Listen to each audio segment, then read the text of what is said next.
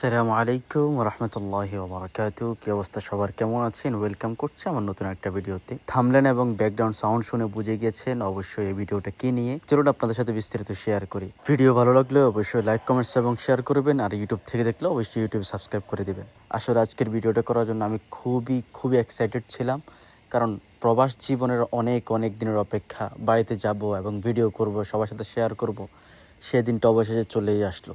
আমি আবার গাড়িতে করে চলে আসলাম মুজাহমিয়া থেকে রিয়াদে এসে ছুটি লাগিয়ে আমি রাতে বের হয়ে গেলাম মার্কেট। প্রথমে গেলাম একটা নতুন মার্কেট বদিয়াতে, ওসমানকে সাথে নিয়ে গেলাম, কারণ আমার সাথে যাওয়ার মতো ওসমানই ছিল তখন।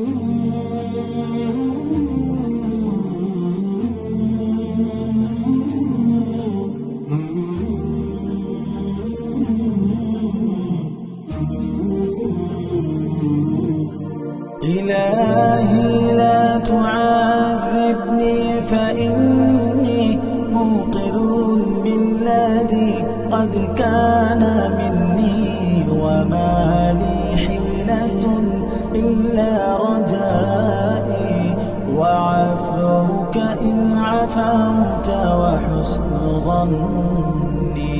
إلهي لا تعذبني فإني مقر بالذي قد كان مني وما لي حيلة إلا رجائي وعفوك إن عفوت وحسن ظني. প্রথম দিনের বাজার সেরে দ্বিতীয় দিন সকালে চলে যাচ্ছি আমি বাতার উদ্দেশ্যে।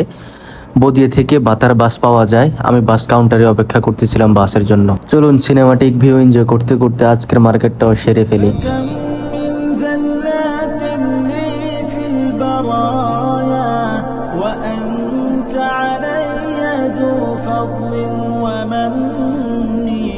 إذا فكرت في ندمي عليها عضدت وناملي وقرعت سني.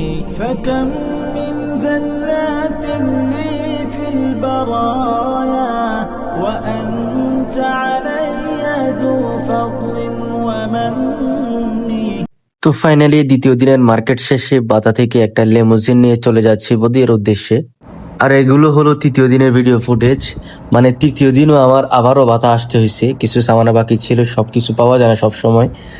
মার্কেট শেষ করে আমি চুলও কেটে নিলাম। চুল কেটে এরপরে আমি, নানা এবং ওসমান মিলে আমরা সামানা বাধাই করতেছি।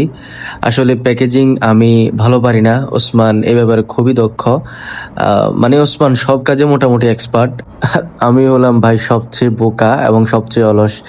ফাইনালি আমার প্যাকেজিং শেষ করে এখন চলে আসছি আবার সেলুনে আসছি ফেসিয়াল করাবো। বাড়িতে যাচ্ছি, সবাই যদি আমাকে দেখে ছেলে কালো হয়ে গেছে, ব্যাপারটা কেমন না। তো এই কারণে মোটামুটি একটা ফেসিয়াল নিলাম, খুব ভালো লাগছে। যদিও আমাকে থেরাপির মতো কি জানি করছে ভাই, আমি বিশ্বাস করেন আমি জীবনও এটা করি নাই। চুলেও কি জানি লাগাই দিল। তো আমার সেলুনের কাজ শেষ করে এখন চলে যাচ্ছি এয়ারপোর্টের উদ্দেশ্যে, একদম সৌদিদের মতো গেটআপ সেটআপ নিয়ে। মানে একটা ফিল ছিল অন্যরকম। তো সবার সাথে মোলাকাত করে গাড়িতে উঠে যাচ্ছি। فكرت في ندمي عليها عضدت وناملي وقرعت سني. عضدت وناملي وقرعت سني. يظن الناس بي خيرا وإني لشر الناس إن لم تعف عني. أجن بزهرة الدنيا جنونا وأفني العمر فيها بالتمني. يظن الناس بي خيرا وإني لشر الناس إن لم تعف عني. أجن بزهرة الدنيا جنونا وأفني العمر فيها بالتمني.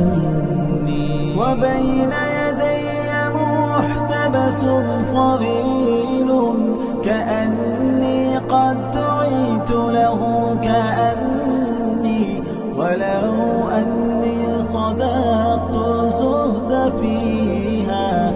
তো ফাইনালি এয়ারপোর্টে পৌঁছে গেলাম। পৌঁছে আমি সবার আগে একটা ট্রলি ব্যবস্থা করে নিলাম।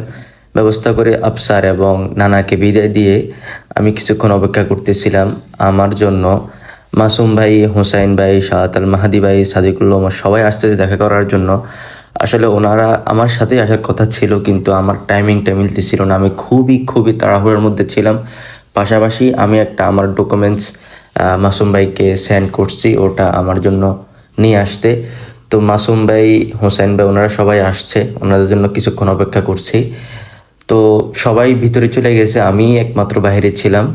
এদিকে আমাকে বারবার সবাই ফোন করে বলতেছে তাড়াতাড়ি ঢুকো, পরে বোর্ডিং কার্ড পাবা না। তো ওনাদের জন্য অপেক্ষা করতে করতে ওনারা আসলো, ওনাদেরকেও বিদায় দিলাম। আসলে খুবই খারাপ লাগতেছে, হারামাইন পরিবারকে আমি রেখে দেশে আসতেছি। তো সবাইকে বিদায় দিয়ে আমি এয়ারপোর্টে চলে গেলাম। এয়ারপোর্টে গিয়েই আমি সবার আগে আমার সব কাজ শেষ করলাম। শেষ করে বোর্ডিং পাস নিলাম। বোর্ডিং পাস নিয়ে আমি মার্কেটে ঘোরাঘুরি করতেছি। এয়ারপোর্টের ভিতরে যে মার্কেটগুলো ছিল আসলে খুবই এক্সপেন্সিভ। তো এয়ারপোর্টে সব কাজ সেরে এখন আমি অপেক্ষা করতেছি বিমানে ওঠার জন্য। এখান থেকে বিমানের দৃশ্যগুলো খুবই চমৎকারভাবে দেখা যায়। আমি একটা জিনিস চিন্তা করে খুবই হাসতেছি যে আমাদের বাংলাদেশে বিমান দেখার জন্য উপরে উঠতে হয় গ্যালারিতে, ওইখানে 200 রিয়াল 300 রিয়াল, সরি 200 রিয়াল না 200 টাকা 300 টাকা করে নেয় আর কি। আরেকটা জিনিস দেখেন, ওরা কিন্তু বসার চেয়ারগুলোতে চার্জিং ব্যবস্থা করে দিছে। এটা কিন্তু খুবই জরুরি একটা বিষয়। তো ফাইনালি আমরা এখন বিমানে প্রবেশ করতেছি। আমি খুবই এক্সাইটেড ছিলাম, অনেকদিন পরে দেশে আসতেছি। মানে এটা আসলে আপনাদেরকে বলে বোঝাতে পারবো না কেমন খুশি কাজ করছে আমাদের। বিমানে উঠেই সিট খুঁজে পেলাম একদম শেষে। এটা আমার কাছে খুবই কষ্ট লাগার একটা বিষয় ছিল, কারণ আমি সবার শেষে ঢুকছি, এই কারণে সবার শেষেই আমি সিট পাইছি। যদি বলেন বিমানের একটা রিভিউ দিতে, তাহলে আমি বলবো এটা হলো বিমানের তুরাগ। অর্থাৎ ঢাকা শহরে যারা চলাফেরা করছেন তারা তুরাগের সাথে পরিচিত থাকবেন। তো আমার কাছে ওই লেভেলেরই মনে হয়েছে। তো আমি আমার সিটটা পরিবর্তন করে চলে আসলাম জুনায়েদ ভাইয়ের পাশে, কারণ ওনার পাশের উইন্ডো সিটটা খালি ছিল। আমিও খুঁজতেছিলাম এই সুযোগ কোন জায়গায় উইন্ডো সিট খালি আছে। তো বেশি কথা বাড়াবো না, আপনারা সিনেমাটিক ভিউ এনজয় করতে থাকেন। দেখা হচ্ছে স্বাধীন বাংলাদেশে।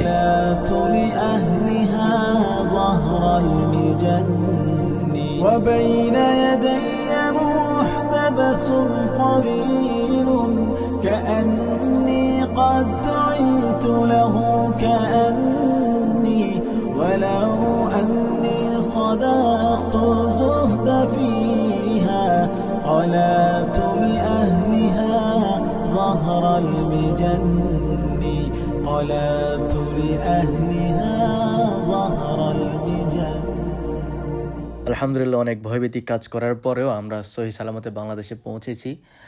কারণ ইউএস বাংলাতে উঠলেই স্বাভাবিকত সবারই ভয় কাজ করবে। তো বাংলাদেশে ইমিগ্রেশন নিয়ে কিছু বলার নাই, খুবই কি বলে আনডিসিপ্লিন আর কি। এখানে কোনো নিয়ম কারণ নাই, কিচ্ছু নাই, সব জায়গায় জ্যাম। এবং কি আমরা ট্রলির জন্য অনেকক্ষণ প্রায় আধা ঘন্টা মতো দাঁড়ানো ছিলাম। মানে সৌদি আরবে একটা হাইবার একটা সুপার শপের যে ট্রলিগুলো আছে ওইগুলো বাংলাদেশের একটা এয়ারপোর্টে নাই। চিন্তা করেন কোন পর্যায়ে আছি আমরা। অনেক কষ্টে আমি ব্যাগগুলো পাইলাম। ব্যাগ পেয়ে আমি তাড়াতাড়ি বের হয়ে যাচ্ছি, কারণ আমার আর ভালো লাগতেছে না, এখানে প্রচুর গরম ছিল। আর এই ভিডিওগুলো আমার ছোটো ভাই নিছে, আমি বের হয়ে ওদেরকে তালাশ করতেছিলাম, পরে ওদেরকে পাইলাম।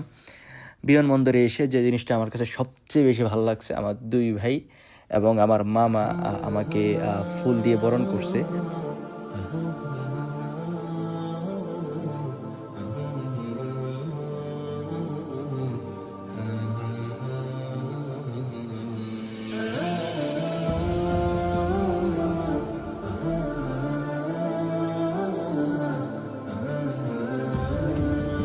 তো ফাইনালি আমরা বাড়ির দিকে রওনা হয়ে গেলাম। আমার প্রথম ব্লগে তোমরা আসছো, কেমন লাগতেছে? এরা আসলে ক্যামেরার সামনে কথাই বলতে পারে না, শুধু হাসে।